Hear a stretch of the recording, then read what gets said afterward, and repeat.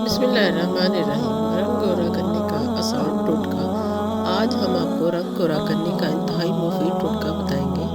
एक नींबू का रस ले लें, आधा चम्मच हल्दी ले लें, दोनों को अच्छी तरह मिक्स करके 10 मिनट तक अपने चेहरे पर लगा रहने दें। इसके बाद 5 मिनट हल्के हाथ से मसाज करें। हफ्ते में 3 बार करने से रंग निखर जाएगा और गोरा हो जाएगा।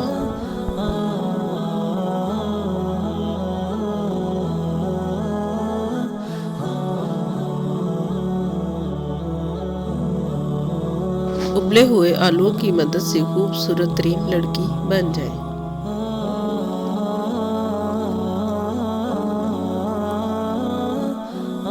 अगर आप गोरी रंगत और नरमो मुलायम जल्द हासिल करना चाहते हैं तो आज ही इस घरेलू नुस्खे पर अमल करें। रिजल्ट देखकर आप खुद भी हैरान रह जाएंगे। इस नुस्खे के अज्जा हैं: आलू 1 से 2 अदद, दही 2 से 3 चम्मच, शहद 1 चम्मच।